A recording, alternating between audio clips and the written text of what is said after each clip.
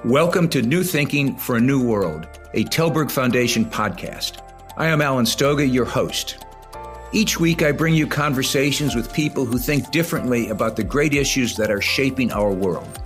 Geopolitics, disruptive tech, mass migration, the changing climate, culture wars, all of it is grist for our mill. I hope you enjoy listening. I also hope you will let me know what you think and that you join the conversation at tilburgfoundation.org. And now for today's episode of New Thinking for a New World.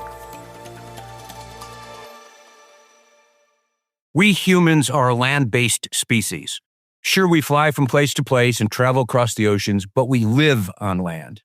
Maybe that's why humanity has made such a mess of the oceans, which, after all, comprise 70% of the Earth's surface. The oceans are warming and becoming more acidic at an accelerating pace. The large-scale currents that regulate climate on the planet are being altered with dramatic consequences. Plastics and other toxins are dumped or spilled in vast quantities, and there seems to be a real risk that deep-sea mining is set to explode as nations compete to exploit more of the minerals that make modern life, well, modern. The tragedy is that since 1995, when the United Nations first challenged the countries of the world to do something about the global environment, things have gotten worse, not better. But humans like to rinse and repeat, so COP30, as it's called, will convene next month in the Brazilian Amazon of all places for yet another round of diplomacy that, I'm willing to bet, won't produce anything more consequential than COP29 or COP28 or COP27 and so on. Can we do better, or are we self-condemned to slipslide our way into something that certainly seems like it could be a global disaster? I don't know, but I'm hoping that Linwood Pendleton can point us in a positive direction. Lynwood is founding executive director of the Ocean Knowledge Network. Welcome, Lynwood, to New Thinking for a New World. Thanks, Alan. It's great to be here. Lynwood, let me start with an apology. I struggled to figure out how to describe you. You're an economist, a biologist, a social entrepreneur who builds networks, an experienced government official, an academic, a mentor to Indigenous experts, and all of that based on deep knowledge and interest in the oceans. Help me here. Who are you? I'm someone who learns by experience. And so I really like to do new things. That kind of explains my CV, I suppose. And if you go way back to high school, I always had serious learning difficulties and really couldn't read, had a lot of trouble reading, dropped out of high school just after my junior year. I took the SAT, which of course, you know, in America is the sort of the college entrance exam.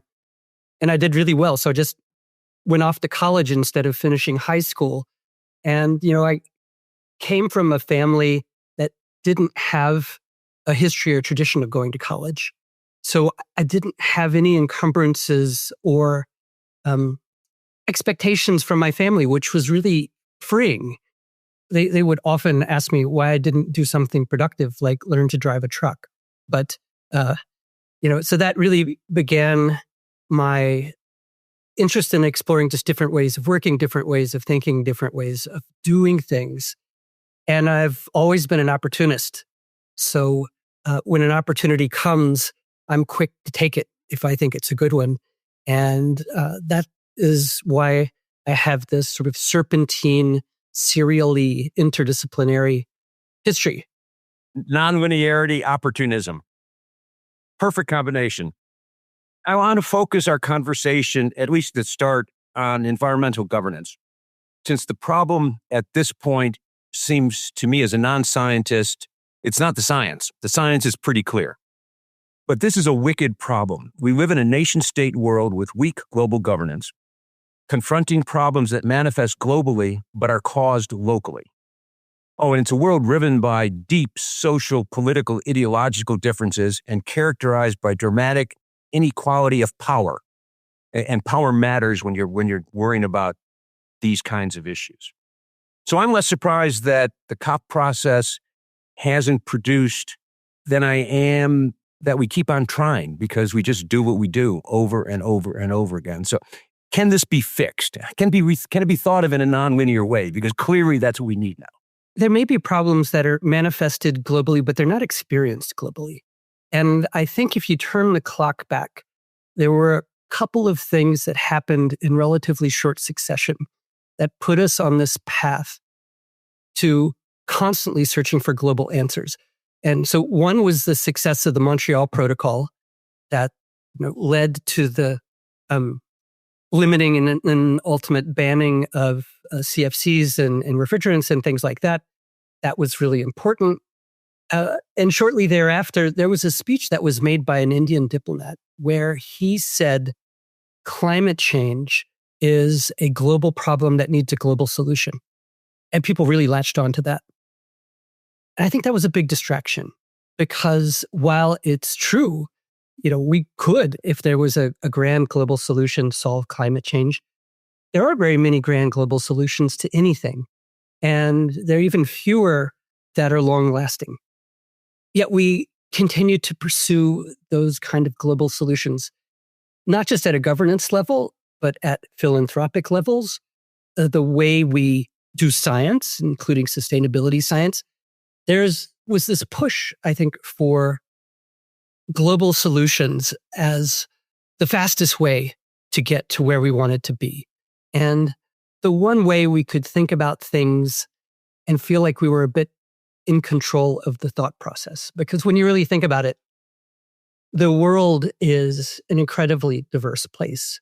And the people that live there have such a wide variety of potential solutions that they can try, that they've been using, and many of them are wildly different. So it's really hard to get your head around all the different ways that you can tackle climate change, adapt to climate change, work on ocean issues. And I think because of that, because the wickedness really lies in the diversity and complexity of the problem, not necessarily in how do we get everybody to come together at a global kumbaya and solve these problems. In fairness to the 90s, that if you go back, we just had the end of the Soviet Union. We had the apparent, with all due respect to Mr. Fukuyama, the end of history. We were all going to live in democratic market capitalism. So all those, it was the heyday of the globalization concept, not reality, but concept. So it's easy to imagine how in that celebratory moment, we'd say, let's do this globally because we all are the same now. So we'll just get on with it. Now, of course, that was a moment that came and went very quickly. Fukuyama is the person who best knows that he didn't really mean it was the end of history. It got misinterpreted. But we are where we are. And as I said a couple moments ago, we keep on doing the same thing and expecting different results, which Einstein told us a long time ago is one definition of nuts. How do we throw off the baggage of 30 years of doing something that's not working and revisit the problem as the complex problem you described that by definition requires complex solutions?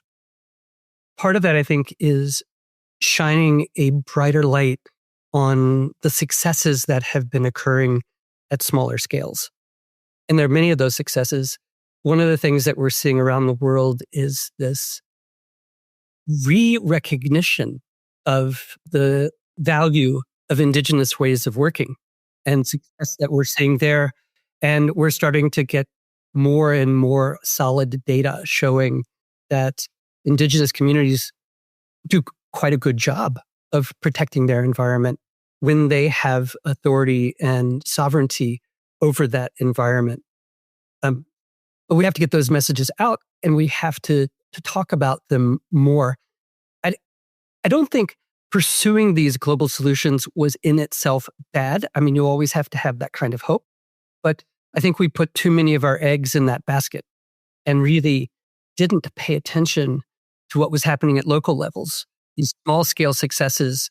And we really need to be working more to understand how those successes are working, why they're working, and what do we need to do to help that scale up? No, I was going to say the tragedy, though, is the timeline, which is to say, in 1977, Jimmy Carter was president of the United States. As you may know, he was handed a 2-page memo, which was spot on, got the 60,000-foot description of climate exactly right, talked about the inevitability on then present course of global warming, its consequence, etc. And unfortunately, it got shelved with the comment, not from President Carter, but from Secretary Schlesinger, that we don't know enough. So let's do the science first. And now fast forward all these many years later, and the science is really quite good. It's excellent, in fact. But we wasted in some ways all of those years. And there's a sense that you can't get those years back, that we're fighting a timeline that's winning. Why is that too pessimistic? It's not about science. So the science can tell us what's happening, and the science can tell us if what we're doing is working, but science cannot tell us what to do. Because what to do is ultimately a social choice. And I think that's where we've gone astray. You'll have people say, well, we need to do what the science tells us to do. The science just doesn't tell us what to do. The science tells us what is. And even the way we think of science is not the way that Indigenous people have come to see the world. And so a lot of the work that I do is trying to make sense of these academic ways of thinking and these Indigenous ways of thinking. Because what we see over and over again is when the science-based approaches come to these Indigenous communities, things stop working. And it's because there are things that are happening in that community that we don't understand. They're not easy to quantify scientifically. Now, what we can quantify with science is whether Indigenous ways of working yield results. We can see that. But the science in itself isn't enough. And so I think that really is the problem. And we assumed that there was some kind of global scientific answer that would apply to everybody. In the ocean world where I work, there was a big push, especially out of the Intergovernmental Oceanographic Commission, stop talking about oceans and start talking about the ocean. Because the science told us it was all one ocean. It was all connected to each other. But that doesn't make any sense at all from a human perspective. The people who live in these oceans are dramatically different, and they use the ocean differently. Their knowledge of the ocean is different. And even the animals and plants that live in the ocean are different from basin to basin to basin. So we have seen this whole sort of global thought process about how do we manage the ocean pull us away from how do we manage the oceans? And that has been to our detriment in most cases. What do War Lessons from Gaza, Rethinking Education, Peace in Ukraine and Visionary Leadership have in common? They are all themes from recent episodes of this podcast. Check out more episodes on tellbergfoundation.org or on a platform of your choice. Can you give us an example of how Indigenous thinking and scientific thinking not clash, but sort of head in different directions? I think it'd be useful to ground truth it. The clearest thing that you see is that in science, we have for a very long time thought about natural science and social science. We break science up into boxes, in disciplines. And that's not at all how many Indigenous people think. And let me just say that there's no single Indigenous way of thinking either. And then part of my work has shown how different Indigenous worldviews are.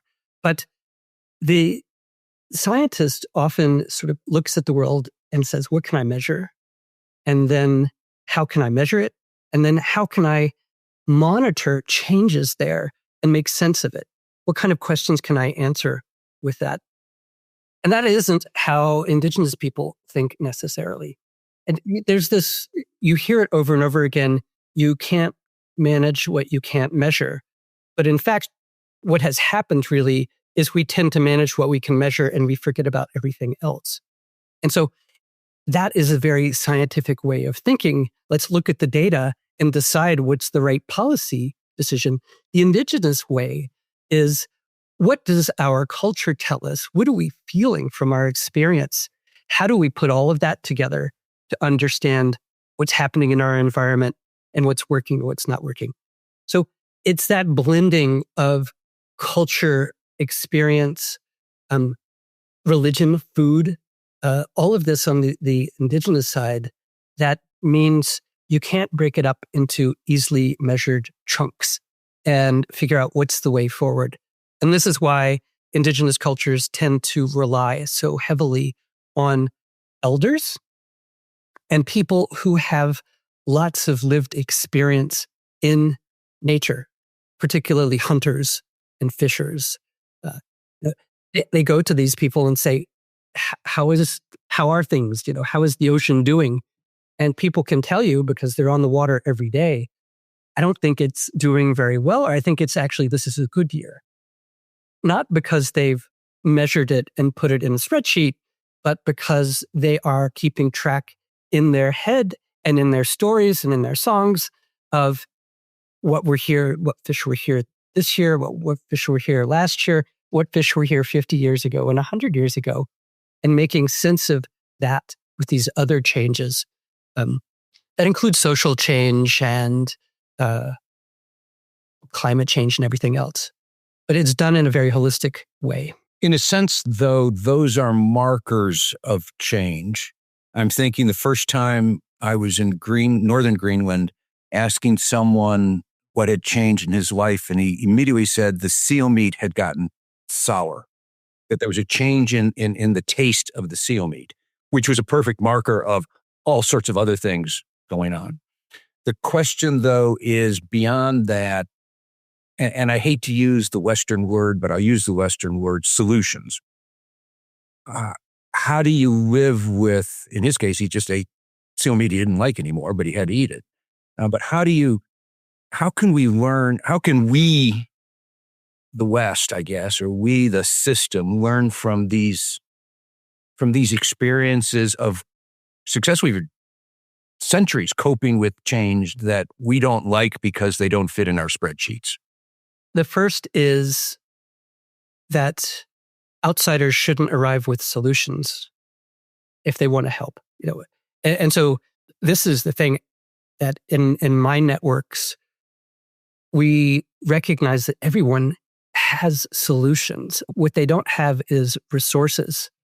And some of these solutions have been lost and they need to be refound because a lot of indigenous knowledge has been lost because of colonization, because people have moved and they don't fish and hunt the way they used to. So we have to put this indigenous knowledge back together again.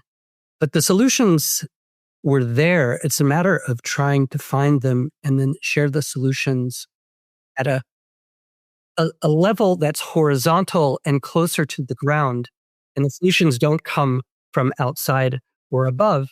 And there certainly isn't one solution. But implicit in that is that there are solutions. And indeed, you used the word hope a couple times, or words like hope a couple times. And I struggle with whether there are solutions, which is not to say that I think the world is going to end in some fiery, bad movie, but rather that the really dramatic changes we're seeing on land, in the air, on the seas, are clearly accelerating, and it's about coping, not preventing. I think part of it is in the time frame that we unconsciously attach to solutions. We think of a solution as a fix. And I think indigenous people don't think of solutions as fixing. They think of them, you called it coping. A lot of my colleagues, I think, at the indigenous level would just think of it as managing, dealing, working with these changes, not fixing them.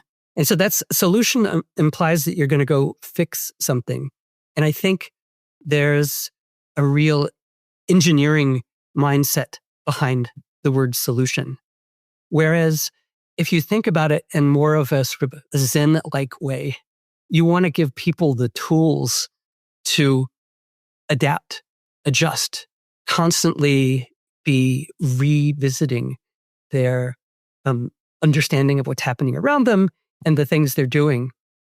So within the Indigenous communities that I work, people don't like to talk about traditional knowledge anymore or traditional ways of working because that was the old school. That was a different climate. That was a different world. They like to talk about Indigenous ways of working. And so what I see in my network is we have a lot of people who are both Indigenous and have studied in academic institutions, and they come back home and they create blends of these Indigenous approaches and academic approaches. And you may have noticed I keep saying academic and not Western because there's a lot of stuff in the Western world that's not academic, that's Indigenous, and there's a lot of stuff in the Eastern world that's academic and not Western. So this divide between academic and Indigenous can be very powerful when it's blended together. And one of the things that I've been doing most recently is working with the European Space Agency to understand how these Indigenous leaders at the community level, say chiefs, can use satellite information to help them make decisions. Because they're making decisions about large ocean areas where they don't have the number of fishers that they had in the past. They're not spending as much time on the water. Yet these ocean areas still affect them and they need to know what's happening there. They need to know if other people are fishing. They need to know how the water temperature is changing, how the oxygen is changing.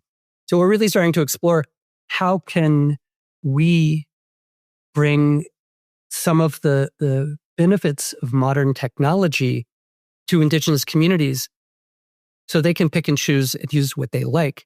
And the only people who can really do that are people who are both Indigenous and trained in technology and academic science. So this is why we created this foundation, the Moonjelly Foundation, to really focus on these people, we call them Indigenous academics, who have one foot in the Indigenous world and one foot in the world of science, technology, and scholarship, because it is a small but growing cohort that I think is going to be really powerful in helping both sides of that divide deal with a climate and an environment that's changing at a pace that nobody's seen before. Let's stay in the ocean for a minute. I mentioned in passing deep sea mining, which strikes me as one of those things that probably shouldn't happen. Let's be polite. And it's both in international waters and intensely in national waters. The scientists I know, like Sylvia Earle, our mutual friend, are terrified that this is going ahead. And it seems to be going ahead at an accelerating pace. It's exactly the wrong thing to be doing. Your thoughts? How risky is it? There are many kinds of deep sea mining. And I think at this point, they're all bad. They're not all equally bad. Some are far worse than others. And my thoughts on the matter have changed quite a lot over the last 10 years, particularly as we've learned more and more about the deep sea. At one point, it looked like parts of the deep sea really weren't that biodiverse. The more we know, the more we realize that that's not true. There are no deserts in the deep sea. There are junkyards. You know, if you go off of the coast of New York or the Bay of Biscay here in Europe, you go into the deep sea and you find shopping carts and washing machines and just crazy stuff that you can't believe are there. So we've, as human beings, have already done a lot to damage the deep sea. There's a lot of nuclear waste on the bottom of the ocean. A lot of ships have been sunk, especially during World War II. A lot of damage has been done. And now with deep sea mining, we're talking about doing it intentionally at scales that we haven't imagined before. So that's the first thing. You know, I wrote a paper about what it would take to ensure us, if we really made deep sea miners ensure all of the potential damages that could occur, no one would ever do it, because there are the damages that we know are going to occur when you get down there and you scrape up the surface of the seafloor. There are damages that we're worried that could occur from plumes and light down there. They're all the unknown knowns, as Donald Rumsfeld would say, and they could be huge. And they're tectonic. They have to do with food chain disruptions and all these other things. And if we force deep sea miners to put up bonds that reflected the potential magnitude of the damage they might cause and say, we'll give this back to you if none of this happens and we're wrong, they wouldn't take that bet. And I think that's because the potential damages would accrue to so many people while the benefits accrue to a few. And so that really is what's driving deep sea mining. But we're back to what I call the we problem, in quotes. We assumes that there is common humanity interests and concerns, the global commons, and that somehow it can be governed, that nature can be priced, that those prices can be properly allocated, all of which exists in an economist's mind.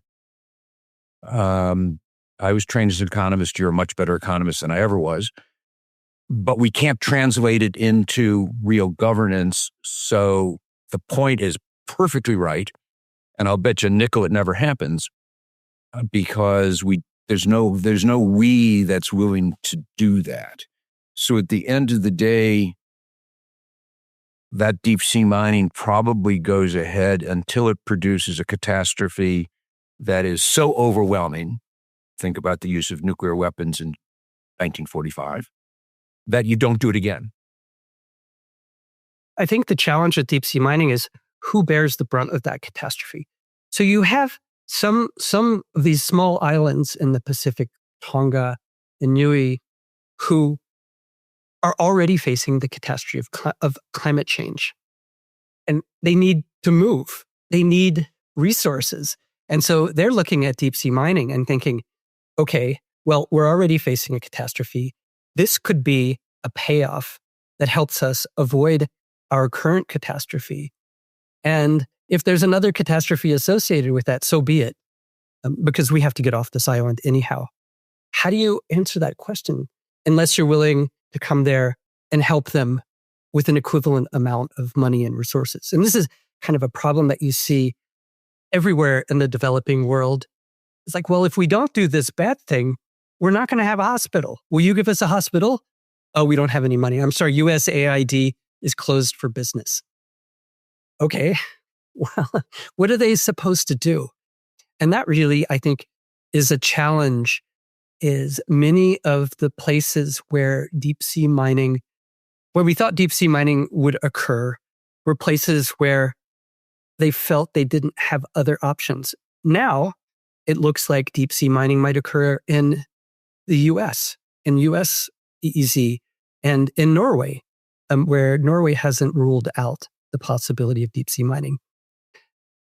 That is a case where you really have to question the benefit versus the potential cost, because the potential costs are really big and they could affect hundreds of millions of people. For metals that we can find in other places, probably even sooner. And many of the metals can be found simply by recycling. So it's not a good business bet, but it is a good business bet for a few, but not for everyone.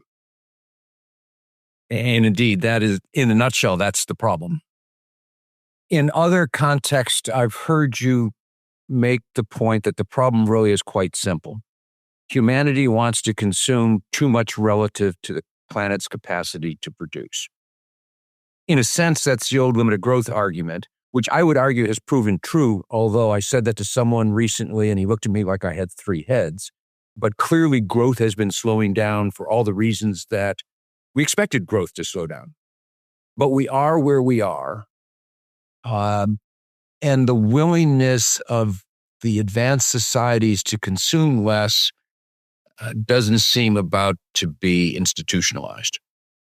How do we break that? Or do you disagree? I agree. And I think this gets at, you can't solve the problem by creating new institutions necessarily. You have to solve the problem by creating new ways of thinking.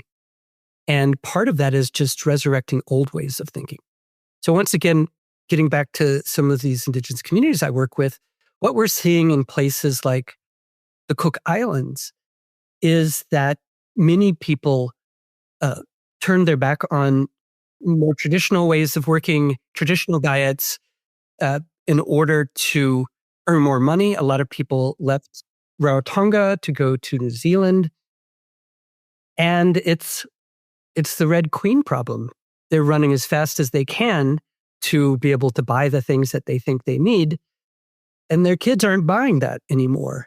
And what we're starting to see is children moving back to places like Rarotonga to live with their grandparents and adopting, once again, more traditional ways of eating, working, becoming conservationists.